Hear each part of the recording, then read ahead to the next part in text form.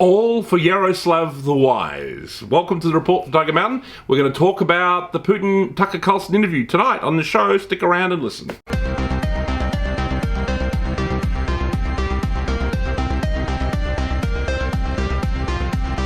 Yes, ladies and gentlemen, welcome to the report from Tiger Mountain. I hope you all saw the Tucker Carlson and Vladimir Putin interview. It was fascinating, wasn't it? It was rather 2 hours of very interesting listening.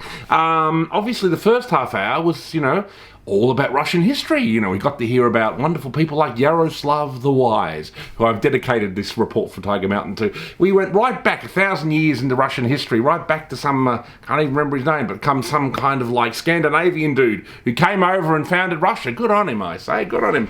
And then, of course, this led to people like Yaroslav the Wise, and then, it went through, ancient Russian history to medieval Russian history to modern Russian history, and of course we got onto the founding of the Soviet Union, and then we got into World War One and World War Two, and we heard all about World War Two from Putin's perspective.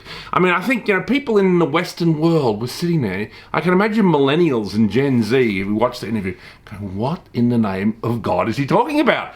Yes, ladies and gentlemen, our countries, particularly older countries like Russia, have a long history, and it's fascinating. We should all know our history. Countries like England have an even longer history. Australia only has a history of about 250 years, but, the Aborigines have a history here. They didn't record it, so we don't really know what happened, but they have sort of like myths and legends and things, I guess, through which some of the historical narratives might be, mentioning or like a pathway for what happened there. We don't really know. It's hard to interpret, isn't it? A lot of Aboriginal history. But Putin, I thought, was fascinating the way he spoke, and Tucker Carlson sat there for the first half hour sort of going, what the hell is he talking about?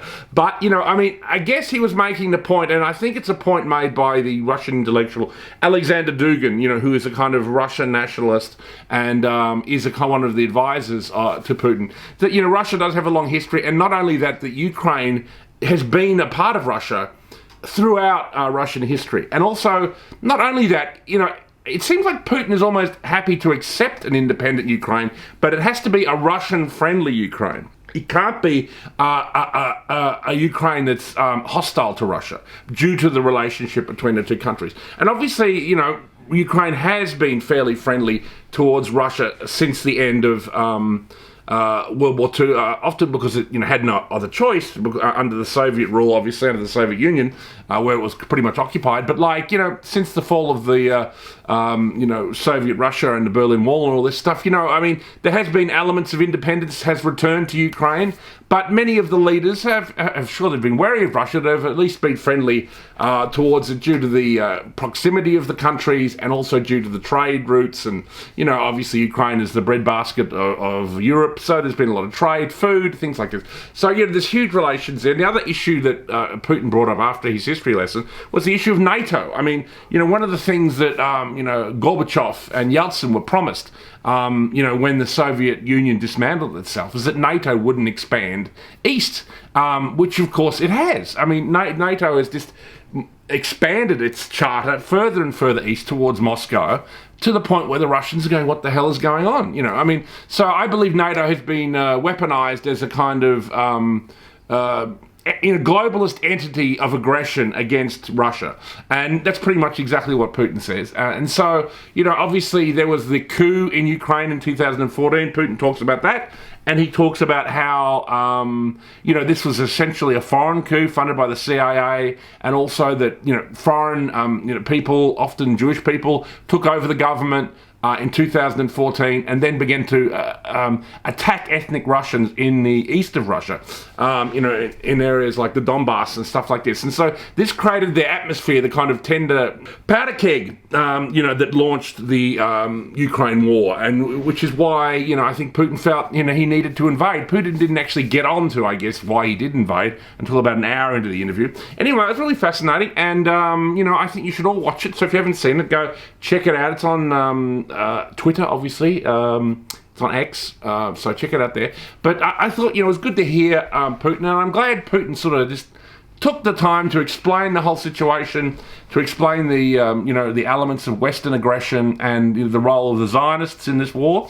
So I thought it was fascinating, and obviously I'm quite supportive of President Putin. I mean, I don't love the guy. I mean, obviously he's not an angel. I don't think anybody in the West who's right wing who supports Putin thinks he's an angel. He's not an angel, but I think he was provoked, and personally, I think the whole point of the Ukraine war is to sink Europe into another brothers' war, because obviously this is what our dear friends, who I won't name necessarily, love, because they love World War One because that helped kill Europeans, and they love World War Two because they helped kill Europeans on all sides, ladies and gentlemen, on all sides. And they would like the situation in Ukraine. And the government who runs Ukraine clearly doesn't give a shit about the people of Ukraine, and they've run out of young Ukrainian men to kill, and they're resorting to teenage boys and old men. And obviously, unless the war escalates, where they start bringing in troops from other NATO nations in the area, which are Poland and Romania and even up in Finland and Sweden recently joined NATO. So it's all a bunch of bullshit, ladies and gentlemen.